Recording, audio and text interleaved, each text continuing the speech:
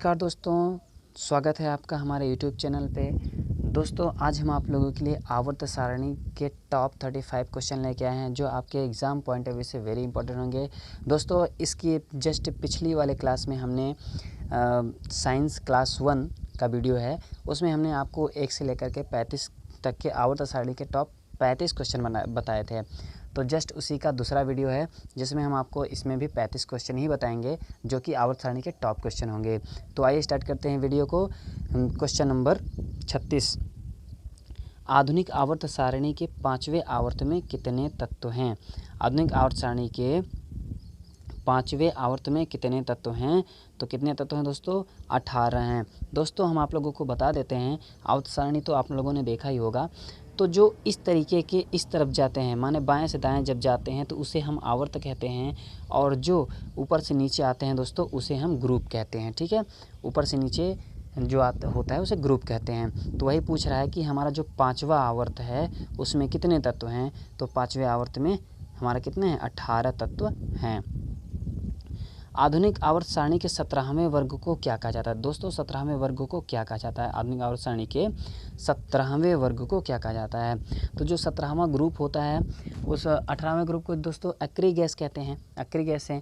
लेकिन उसके जस्ट पहले माने 17वें वर्ग को क्या कहा जाता है? उसको कहते हैं हैलोजेंस कहते हैं दोस्तों। क्या कहते हैं? हैलोजेंस कहते हैं। सबसे भारी प्राकृतिक तत्व कौन सा है? सबसे भारी प्राकृतिक तत्व कौन सा है दोस्तों? तो आप बताएंगे कौन सा है? तो दोस्तों आंसर होगा करेक्ट यूरेनियम। यूरेनियम सबसे भारी प्राकृतिक तत्व है दोस्तों। धातु जो द्रव अवस्था में पाई जाती है, ऐसी कौन सी धातु है जो द्रव अवस्था में पाई जाती है? धातु की मैं बात कर रहा हूँ, धातु जो द्रव अवस्था में पाई जाती है वो कौन सी है? तो धातु जो द्रव अवस्था में पाई जाती है वो है दोस्तों पारा, जिसे हम Hg भी कहते हैं। ठीक है, तो पारा धातु जो द्रव अवस्था में पाई जाती है वो है पारा।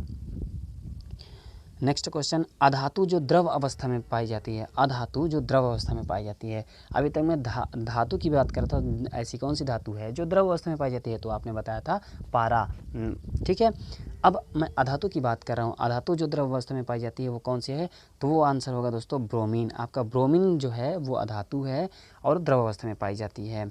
नेक्स्ट क्वेश्चन, आवर्त सारणी के 6ठे आवर्त में कुल कितने तत्व होते हैं? आवर्त सारणी के 6ठवें आवर्त में दोस्तों अभी आपने 5वें आवर्त की बात की है तो उसमें कितने थे? उसमें 18 तत्व थे। अब मैं 6ठवें की बात करता हूं तो 6ठवें में कितने हैं दोस्तों? 6ठवें में जो हमारे तत्व हैं वो 32 होते हैं। ठीक है दोस्तों, 32 तत्व होते हैं। नेक्स्ट क्वेश्चन, आवर्त सारणी के किस समूह को शून्य समूह कहा जाता है? शून्य समूह उसे कहते हैं दोस्तों जिसमें अंतिम इलेक्ट्रॉन माने संयोजी इलेक्ट्रॉन 0 होते हैं, जिसकी संयोजकता 0 होती है, यानी कि सबसे लास्ट वाला ग्रुप। तो आवर्त सारणी के किस समूह को शून्य समूह कहा जाता है? सबसे लास्ट में कौन सा होता है? ग्रुप 18 होता है। तो 18वें ही ग्रुप को शून्य समूह कहा जाता है दोस्तों। ठीक है, सोडियम धातु को रखा जाता है, सोडियम धातु को कहाँ रखा जाता है?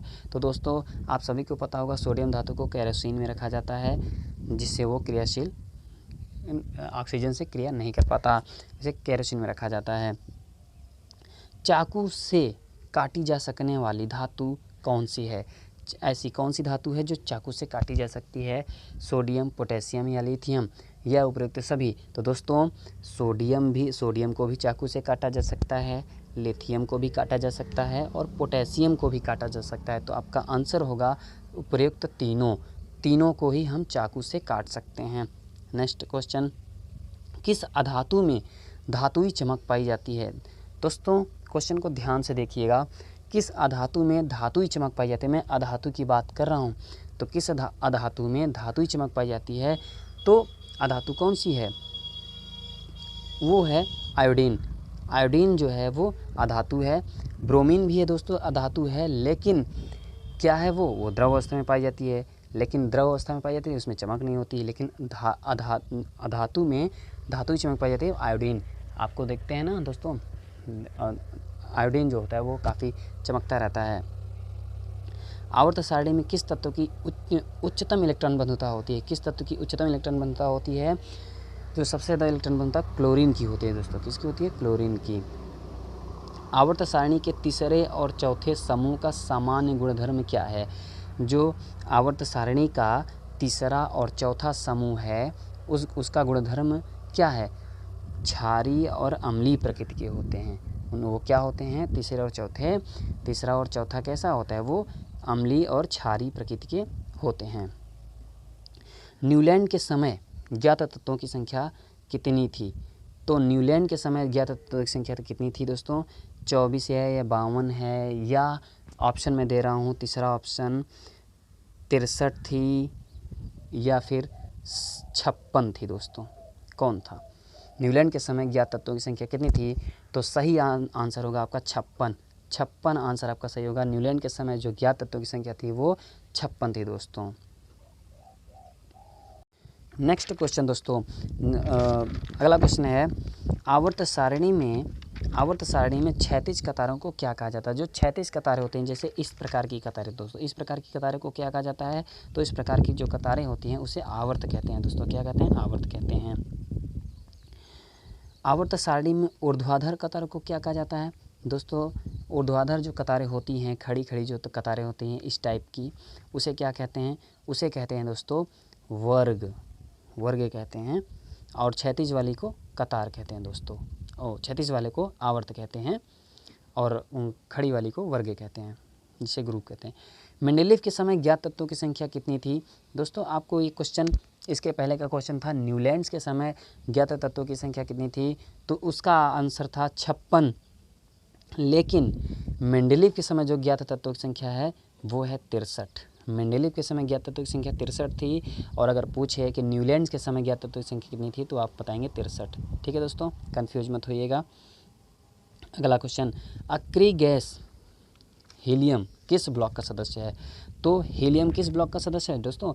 एस ब्लॉक का है। बीच में आपका डी ब्लॉक आता है, किनारे पी ब्लॉक होता है। तो अक्रिय गैस, जो हीलियम होता है वो शुरुआत में होता है बाएं, सबसे बाएं में, तो वही एस ब्लॉक का है। तो अक्रिय गैस हीलियम किस ब्लॉक का सदस्य है? तो एस ब्लॉक का सदस्य है। हीलियम को छोड़कर सभी अक्रिय गैस किस ब्लॉक के सदस्य हैं?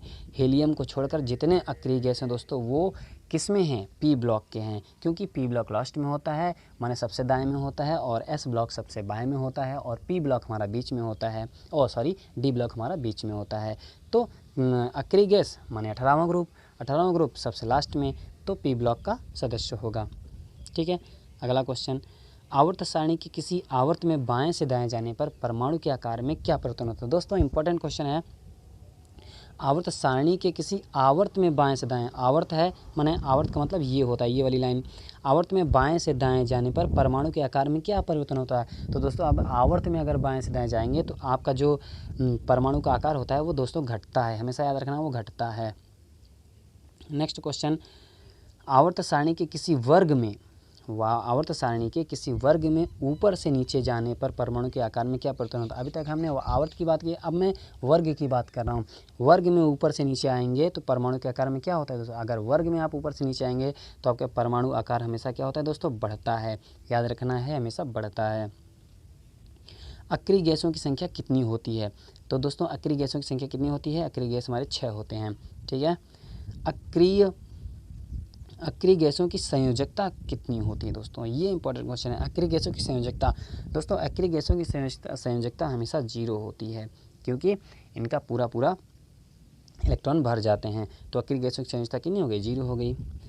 किस अक्रिय गैस का उपयोग विद्युत बल्ब में किया जाता है दोस्तों? किस अक्रिय गैस का उपयोग विद्युत बल्ब में किया जाता है? तो आर्गन जो होता है ना, वो अक्रिय गैस है और इसी का यूज विद्युत बल्ब में किया जाता है। तो आपका करेक्ट आंसर आर्गन होगा।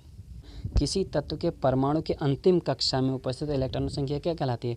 तो दोस्तों किसी तत्व के परमाणु के अंतिम कक्षा में उपस्थित इलेक्ट्रॉन संख्या हमेशा संयोजी इलेक्ट्रॉन कहलाती है, क्योंकि लास्ट में जो अंतिम कक्षा में उपस्थित इलेक्ट्रॉनों की जो संख्या होती है वो उसी को संयोजी इलेक्ट्रॉन कहते हैं। तभी आपकी संयोजकता, हर तत्व की संयोजकता पता चलती है कि हाँ लास्ट में अगर 2 इलेक्ट्रॉन बचते हैं तो उसकी संयोजकता 2 होगी, 1 बचते हैं तो उसकी संयोजकता 1 हो गई। तो ठीक है दोस्तों, आधुनिक आवर्त सारणी में टेढ़ी मेढ़ी रेखा किसे अलग करती है? तो जो दोस्तों आधुनिक आवर्त सारणी होती है उसमें टेढ़ी मेढ़ी रेखा किसको अलग करती है? वो धातुओं को अधातुओं से अलग करती है दोस्तों। किससे अलग करती है? धातुओं को अधातुओं से अलग करती है। अगला क्वेश्चन, किसी एक वर्ग के सभी तत्वों में संयोजी इलेक्ट्रॉनों की संख्या क्या होती है? भाई दोस्तों अगर वर्ग एक ही है तो तत्वों में संयोजी इलेक्ट्रॉनों की संख्या कितनी होगी, वो समान ही होगी। भाई अगर पहला ग्रुप की मैं बात करता हूँ तो उसमें सारे अंतिम कक्षा में जो इलेक्ट्रॉन होते हैं वो हमेशा अगर एक आ रहे हैं तो एक ही आएगा, सब में आएगा। तो वैसे ही तो इसका आंसर होगा किसी एक वर्ग के सभी तत्वों में संयोजी इलेक्ट्रॉनों की संख्या कितनी होती है, तो समान होती है। गैसीय अवस्था में पाए जाने वाला हैलोजन कौन सा है? गैसीय अवस्था में पाए जाने वाला हैलोजन की बात कर रहा हूँ मैं। तो गैसीय अवस्था में पाया जाने वाला जो हैलोजन है वो है क्लोरीन। क्या है दोस्तों? क्लोरीन है। ठोस अवस्था में पाए जाने वाला जो हैलोजन है दोस्तों वो कौन सा है? वो आयोडीन है। हैलोजन्स आपके यही होते हैं, फ्लोरीन, क्लोरीन, ब्रोमीन, आयोडीन। तो आयोडीन इसका ठोस अवस्था में पाया जाने वाला हैलोजन कौन सा है? आयोडीन है। कौन सा अक्रिय गैस वायुमंडल में नहीं पाया जाता है? तो कौन सा अक्रिय गैस वायुमंडल में नहीं पाया जाता है? वो रेडॉन नाम का जो अक्रिय गैस है वो वायुमंडल में नहीं पाया जाता है। तो करेक्ट आंसर होगा रेडॉन।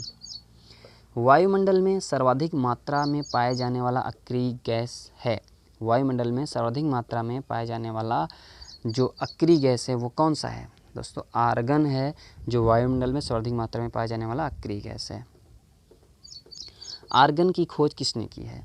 तो दोस्तों आर्गन की खोज रैमजे ने किया है। किसने किया है? रैमजे ने। सर्वाधिक यौगिक बनाने वाला अक्रिय गैस कौन सा है? सर्वाधिक यौगिक जो बनाता है वो कौन सा है अक्रिय गैस जो सर्वाधिक यौगिक बनाता है? तो वो आंसर होगा ज़ेनान। ज़ेनान आपका करेक्ट आंसर होगा। ज़ेनान एक ऐसा यौगिक अक्रिय गैस है जो सर्वाधिक यौगिक बनाता है। किस अक्रिय गैस का उपयोग रेडियोथेरेपी किस अक्रिय गैस का उपयोग रेडियोथेरेपी में कैंसर रोग के इलाज में होता है? तो आंसर अब आपका रेडॉन होगा। रेडॉन का यूज जो होता है रेडियोथेरेपी में कैंसर रोग के इलाज में होता है। अगला क्वेश्चन, आर्गन का द्रव्यमान कितना होता है? तो दोस्तों आप लोग थोड़ा सा पीरियोडिक टेबल पढ़ लेंगे तो उससे आपको एकदम डाउट एकदम क्लियर रहेंगे। तो आर्गन का द्रव्यमान कितना होता है? 40 होता है। हीलियम के वाह्यतम कक्षा में कितने इलेक्ट्रॉन होते हैं? तो हीलियम के वाह्यतम कक्षा में कितने इलेक्ट्रॉन होते हैं? 2 होते हैं दोस्तों। हीलियम को छोड़कर सभी अक्रिय गैसों की वाह्यतम कक्षा में कितने इलेक्ट्रॉन होते हैं? हीलियम को छोड़कर जितने भी अक्रिय गैस हैं उनकी वाह्यतम कक्षा में कितने इलेक्ट्रॉन होते हैं? तो कितने होते हैं दोस्तों? 0 होते हैं। सॉरी 0 नहीं, 8 होते हैं। 8 होते हैं। हीलियम को छोड़कर सभी अक्रिय गैसों की वाह्यतम कक्षा में कितने इलेक्ट्रॉन होते हैं? 8 इलेक्ट्रॉन होते हैं। अगर दोस्तों संयोजकता की मैं बात करूँगा तब आपका 0 होगा, लेकिन इलेक्ट्रॉन की बात करेंगे तो आंसर आपका 8 होगा। ठीक है। तो दोस्तों कैसी लगी आप लोगों को ये वीडियो? अगर वीडियो पसंद है तो प्लीज़ आप लोग लाइक ज़रूर करिएगा और कमेंट करके ज़रूर बताइएगा कि तो वीडियो हमें कैसी लगी।